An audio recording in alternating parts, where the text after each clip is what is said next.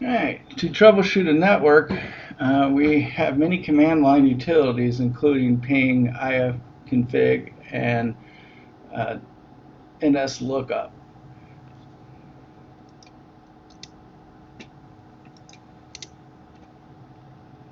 Ping is a command line utility, and it's a command that can test connectivity between two devices. The ping command sends an echo request to a remote computer or device, and if the remote computer or device receives the request, they will respond back. We can use the ping command to test connectivity as well as to test DNS. So here, the ping command has many possible switches. Two of them are the -A and -T switches. If you do a ping slash question mark, the slash underneath the question mark, you will get a full list of available switches. Let me show you. So we'll go over here onto our Windows computer. We'll go to a command prompt, CMD. Just type CMD in the search, and then you got the command prompt window.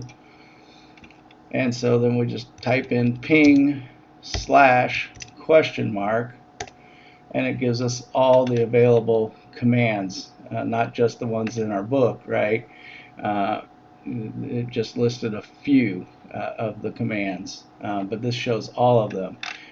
So we can ping our local address. The local loopback is 127.0.0.1, and so that's pinging ourself. And so the ping responds with 4 requests, and then you can see that they all succeeded, and they had a very short, less than 1 millisecond to respond, because we were just pinging our network card. It's just pinging our network card. The 127.0.0.1 always pings your network card, and it tests TCP/IP. Here, let's do a ping of 127.1.1.1, and that's the same because it's still your network card. Let's ping google.com, and then we get a reply from Google. Now you'll see that the response times are greater than 1 millisecond, but still not too bad. Anything under 40 milliseconds is really good. Anything under 100 is acceptable. 100 to 40 is acceptable. Anything under 40 is really good for your connectivity. All right, so the A switch will test if DNS is working and provide the host name if it's working. The T switch tells ping to continue until uninterrupted. So you saw before, it did 4 ping requests at 4 echoes by default, but if you use the T switch, it keeps continuing to ping the computer until you use Control-C to break the command. Sometimes the firewall or computer is programmed not to respond to ping, so this command may or may not be very useful in your environment. For example, the Windows firewall by default will block ping requests. So if you're trying to ping one Windows 10 machine to the next Windows 10 machine, the Windows firewall will block that, and you won't get a response by default. You have to update the firewall to allow that. One thing I use ping when I did remote work on servers, and say I had to reboot the server because I've installed something or did something and it required a reboot, I would create a ping -T request to the server, so it would continuously ping the server. Then I would watch as the response from the server stopped because the server went down. And then as soon as the server came back up and was available again, it would start pinging. And once it would start pinging, it would let me know that I could then RDP or remote desktop in because it had TCP/IP capabilities again. So that's how you can use the ping -t request. That is a good way to do that. It continuously pings, and so rebooting a remote server and pinging it continuously, it'll let you know when you can get back into the server. Now, ipconfig allows us to get all the network configuration information about a system, such as what the IP address that was assigned by DHCP. We can also use ipconfig to renew our lease, because we actually lease our IP address from a DHCP server. And so we renew this lease on the DHCP issue IP by typing ipconfig/renew. We can also flush the cache that holds our past DNS requests. When you type in a web page in the browser, the web address is first looked up in the cache to see if we have that in the cache. Do we know the IP address for that website already? If we already know the IP address and it's in the cache, we'll use the IP out of the cache instead of going out and requesting the information from a DNS server. The cache gets cleared at certain times, but we can force it to be cleared using the ipconfig command, and we just do ipconfig/flush DNS. And so we'll show it here. So ipconfig, right, gives us some information about our machine. And so my DHCP address, besides the IP6 addresses, I'm curious about the IPv4, right? Mine's of 192.168.170, right? And my default gateway is 192.168.1.254. So that's my DHCP information. I could do ipconfig/?, and it tells me that I have all these options here. I can do an ipconfig all, which will give me not only the information I've seen, but a more detailed breakdown of information. And then I can renew my IP or release my IP. And then you could also do the flush DNS as well. But let's see, the flush DNS, I can register DNS. I can show a class ID. I can do stuff with, I can do a release 6, which will release the IPv6. So I can do that. So ipconfig/ we'll do a renew 6. So renew 6, because I don't want to touch my IP4, but I can mess with my IPv6. And so now it's going to go out and it's going to renew, and it renewed my IPv6 addresses. So you'll see that my IPv4 is left alone, but it renewed my IPv6 addresses. So that's ipconfig. It's a very useful tool, especially if you've got DHCP set. It's the only way to know what IP address you have.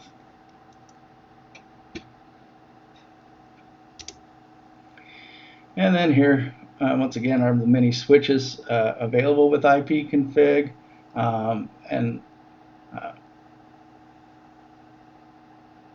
That's enough on ipconfig. So NS lookup is used to test DNS. You can also perform a reverse lookup, which is IP to name instead of the normal forward lookup, which is name to IP. The computers need the IP address and use the IP address of devices to find and communicate with devices. We, humans, we use the names, right? So we use DNS to look up the IP address for us, so we can use the names, such as google.com or facebook.com, instead of using the IP addresses that the computers actually need and use. So that's why we need the DNS. But NS lookup is a tool that if we needed, for whatever reason, to see or test out DNS to see if DNS is working, we would use NS lookup. And so let's do a NS lookup. Right? You type NS lookup, and you get at a NS lookup prompt. And so now you can do various queries. So I can do google.com, hit enter, and it comes back and it tells me what the IP address for google.com is, right? So it says it's this IPv6 number or this IPv4 number, 172.217.6.174. But I can do facebook.com just as well. And so I get the IP address for facebook.com. I can do Amazon, Amazon.com, and then I get the IP addresses for Amazon. Now you'll see that Amazon has 3 IP addresses for it, and that may be for different locations and different servers, and so it'll utilize which one it go to based on distance, possibly, or some other factors. But it actually has 3 listed for Amazon. But that's so we can do the NS lookup, and then there's other functions. You can see that I can also check all types of types and names, different records, because what I'm looking up is what's called the A record, but you can look up different records in DNS and get other types of information from DNS, not just the IP address. But so there's other options available with NS lookup, and then so to get out of the prompt, and for most command line utilities to stop any function, you hit the Control C key, and it exits out of the program. Just like if you do the ping google.com, ping -T, right? We'll ping Google, and it'll just keep pinging Google over and over, not just the 4 times, until we hit Control C. And then when we hit Control C, it exits out of the command. And so that's the same with the NS lookup. To get out of NS lookup, you hit Control C. And then also, if you have the IP address, you can look up the name by the IP address. And this just shows NS lookup for Microsoft.com. So when you do an NS lookup, you get some helpful information, right? And the server IPs such as the server IP that handles it. In this NS lookup, we looked up Microsoft, and they used the Google free DNS servers. As you can see, the address is 8.8.8.8, which I know for a fact is Google, but it also says it's the server was the Google public DNS server. But 8.8.8 is the public Google DNS server. That's what gave us this answer in this screenshot. And the response listed 5 different IP addresses that likely represent 5 different devices located around the world to allow for fast access, depending on where in the world you're located. Trace RT, or pronounced trace route, allows us to follow a packet across the internet to its destination, and every time it moves from one router to the next, it is said to perform a hop, and this command displays output as to how long it took or how many hops it took. There's a maximum number of hops that a packet can take. This is known as the time to live, or TTL, which is default is 30 hops by default. Many routers, though, are set not to report back information, and thus you'll see a lot of asterisks when this occurs.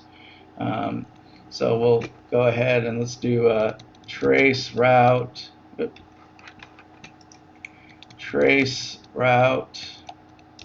to google.com.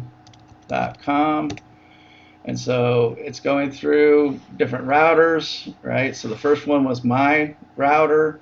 The next one was my ISP's router.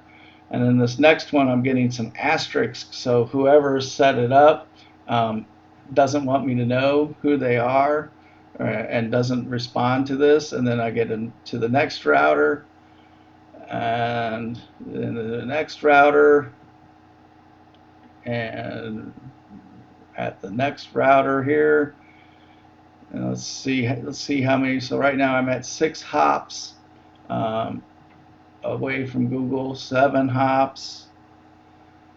Right. Okay, so I'm 8 hops away from Google, right? And some of these took a lot longer than others to get to.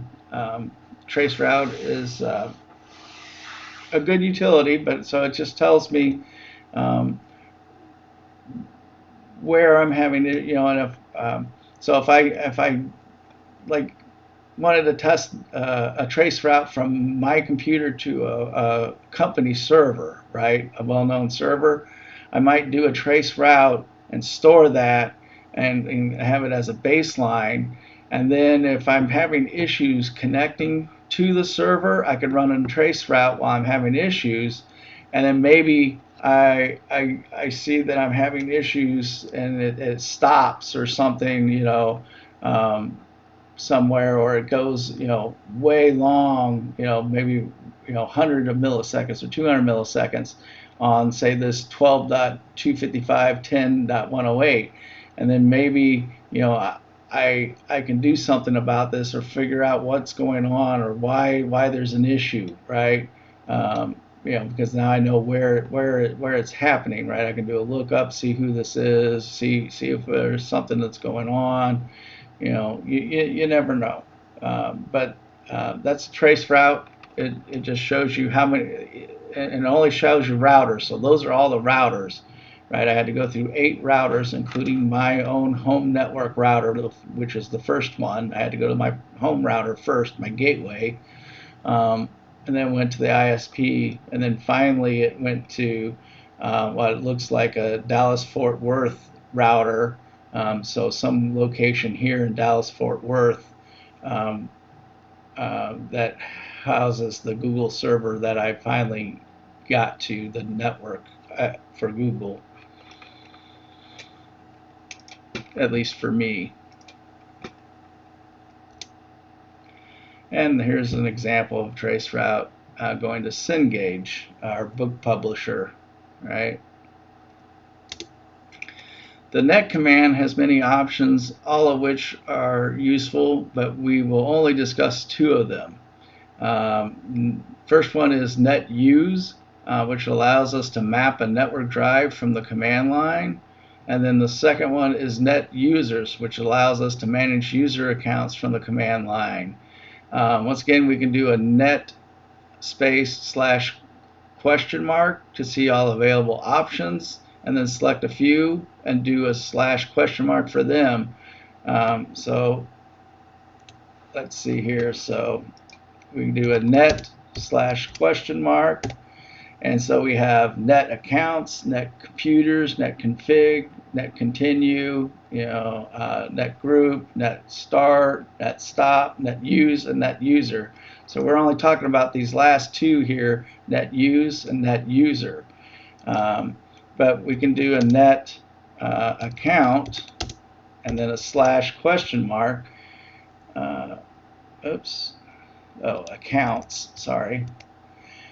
So then that tells us that we can do all this with the accounts, right? So net accounts, we can force log off in minutes, the maximum password age in days, right? So for the account, we can set up how many days that they have until it expires, etc. Net computer / question mark. So we can add a computer, right? And that's about it. We can add a computer or delete a computer. We can do, let's see here. Net use, right, / question mark, right? It's to map a drive, so it tells us the syntax, right? So you do the / computer name, / and then share name. So if there's a share on it, that's how you do that. So let's see. What is our computer name? Let me see. This PC properties. TCC. All right. I thought I named this. So I can do a net use. And then net use. Oh, what drives do I not have in use? Okay, I can use G. All right, so net use drive G, and we're going to do //TCC, which is this computer, and I'm going to do the hidden C drive share, because all Windows computers have a C $ share, and so I'm going to net use that, and I'm going to point my C drive to the G drive, and it was completed successfully. So now if I go over here, it shows the G drive is the same as my C drive. It's not very useful, but I could have done if I had another computer on my network, I could have mapped the G drive to its C drive, which would be useful. So then I could access that other computer's C drive from my G drive. But so I don't want this, so I'm going to go ahead and do a /delete. And so now command was successful. Oh, whoops. No, it wasn't. All right, so net use.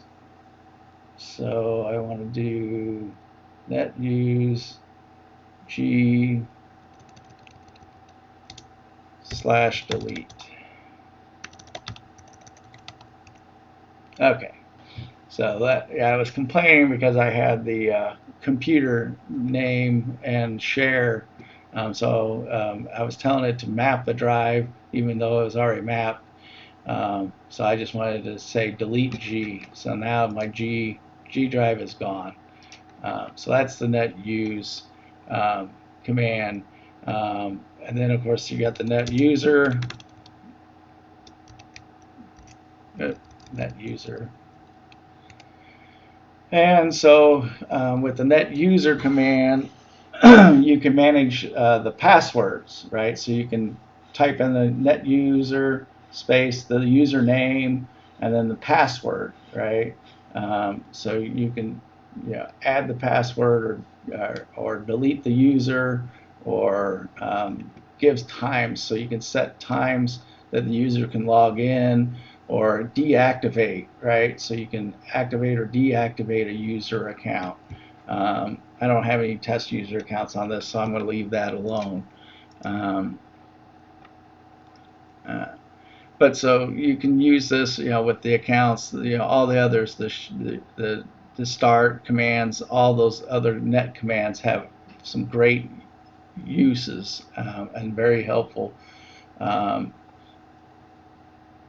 But definitely a very useful tool. Not so useful for networking, but it was good to cover nonetheless. So netstat is a command line command that allows us to learn about our network activity that's currently ongoing. It has several switches, parameters that provide different information as well. So netstat just lists the statistics about the network connections, including IP addresses. You can redirect the output of a command. Any command line command in Windows, you can redirect the output by typing in the greater than symbols, right? So if you type the greater than symbol after the command and then a text file, it'll create that text file. If you do the double greater thans as listed here, it will update if it's already an existing file. It will add to the bottom. So this is good for logging. This is how a lot of applications do their logging, from the command line. So in this, we type netstat greater than netlog.txt. It will write the output of the netstat command to the end of the netlog file. And some of these commands will require elevated command prompt, or otherwise known as an admin command prompt. So let's look at this here a little bit. So net stat, right? So it's going to just show us all our active connections, the IP address, the port that it's running on,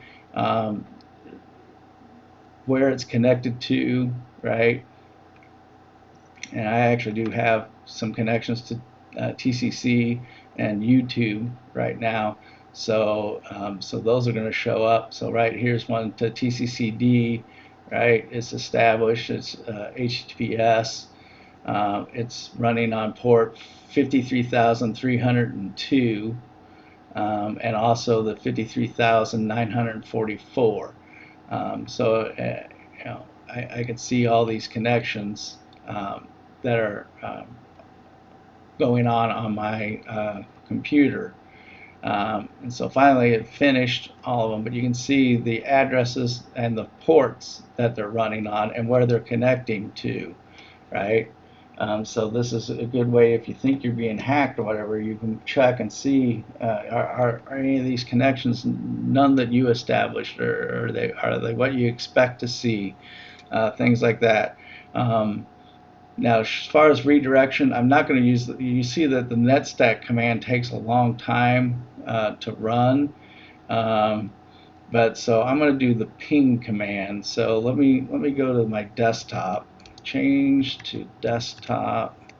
All right, so now I'm on the desktop, and so I'm going to do a ping google.com, and I'm going to redirect the output to g.log. Alright, and so it's going to ping 4 times and send the response to g.log. So I'm going to go over here on my desktop, and now I have a g.log. I'm going to open it up, and here's the response from my ping command, right? So you can see that it's in there. So now I'm going to, so let's look at that again. So I did just the one greater than, so it created a new one. So this is at 172.217.6.174. So I'm gonna leave this open and see what happens here. So I'm gonna ping Microsoft.com, and I'm going to send it to the g.log file. Alright, and so now I've pinged Microsoft.